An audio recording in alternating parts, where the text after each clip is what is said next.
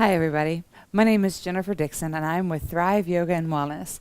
Today, I thought I would shoot a super quick video talking about my 3 favorite tips to help balance. So, I know what you're probably thinking. You're probably thinking, I'm not coordinated enough, I've never had good balance, or balance is for other people. Let me tell you that that is not the case. I am not naturally coordinated. Everybody that's in my family that watches this will laugh.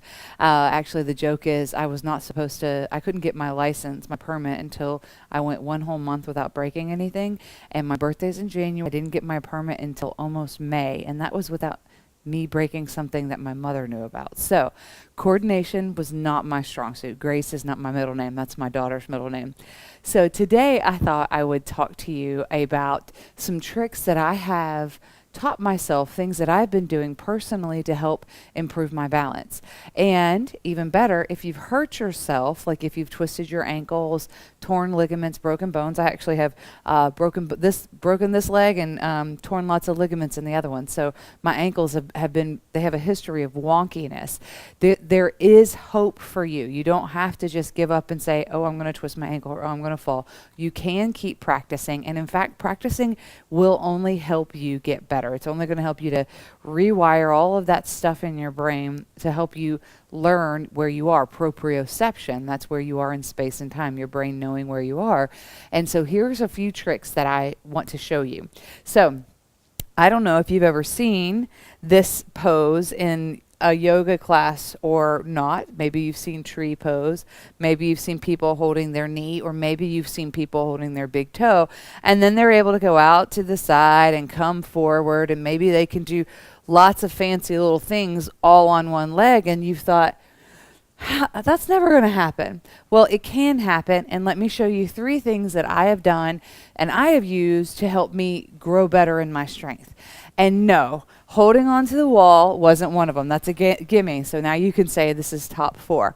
Honestly, when you're very first starting out, yes, get near to a wall or get near to a chair. But some other things that I would love to encourage you to try as you are close to the wall or getting a little more confident. Rule number 1 is that belly. In yoga, they call that the Uddiyana Bandha. We tend to just hang out and slouch, and there's nothing engaged, right? So belly's out one way, booty's out another way, shoulders are all slouched. So your balance, your center of gravity is all cattywampus, right? So if you engage the belly, so maybe lengthen through the tailbone, draw that belly button in, and bring the shoulder blades down and away from your ears, suddenly your line of energy, your center of gravity sucks in. So it's almost like your belly's out, suck that belly in, and that's bringing in that center of gravity. Check out those toes and make sure they're about hips width distance apart. So I'm going to count that as 1. Feet, hips width distance apart, belly in. That's cue number 1 to help improve your balance. So that way, when you come off of one foot, belly's in, you're still stable. And you come off the other foot, belly's in, you're still stable. Now let me talk about that stability. The harder the surface, the easier your balance will be. So if you were like outside in the grass, that surface is very uneven. That means your balance is going to be a little more challenged, which is great.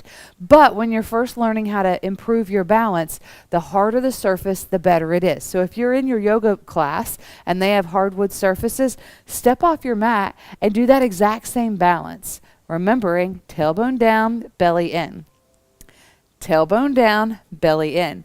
You'll notice that your balance immediately improves, even if it's slight, when you go from a softer surface to a harder surface. So your yoga mat is actually there. It's great. It helps to protect your joints, but it's also providing a little bit of instability for you. So if you step right off, your balance may suddenly improve. So that's tip number 2 to help improve your balance. Tip number 1, remember, belly in, draw that center of gravity in, feet stable right beneath you.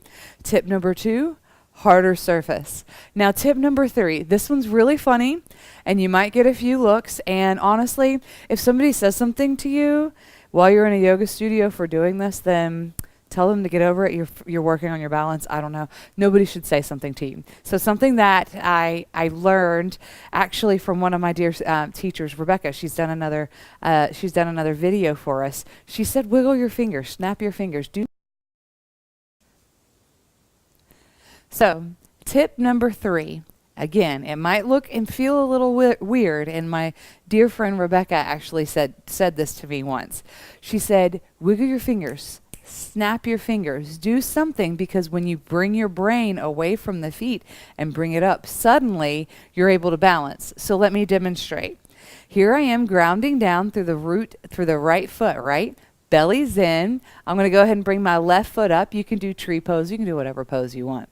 And so remembering in tree pose, that left heel is pressing into the right thigh, bringing that belly button in. That right foot is securely planted beneath your hips. Now, if you start to get wobbly, I snap my fingers. You can wiggle your fingers. You can do something, because that's suddenly going to bring your brain from focusing on how wobbly you are to, oh, I'm solid as a rock. I know that this sounds weird, but I promise you it works. Let's try this on the other side. Again, I'm just going to bring my right foot up. It can be tree pose. Belly's in. Remember, if you hang out with everything loosey-goosey, balance is going to get really, really wonky, just like that. So belly stays in. Left foot's grounded really well into the mat. Draw the low belly in. And then, ooh, maybe you're solid. Maybe you're having issues. Snap your fingers. And now you'll see, like I'm trying to make myself fall. If your hands are moving around, it looks really silly, but I swear to you, wiggling your fingers while you're trying to balance, it will help. Try it and let me know what you think.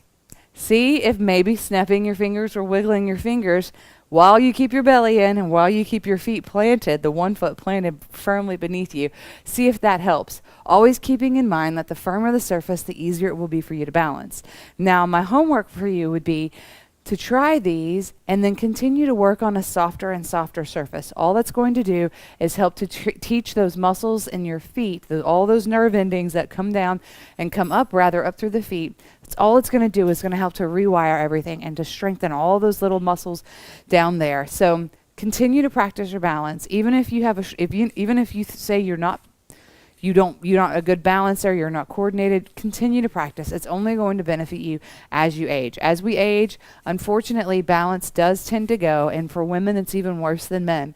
So keep trying to balance. Keep trying. Even if you're starting right next to a wall or right next to a chair, always continue to balance. Remember your feet planted securely beneath you.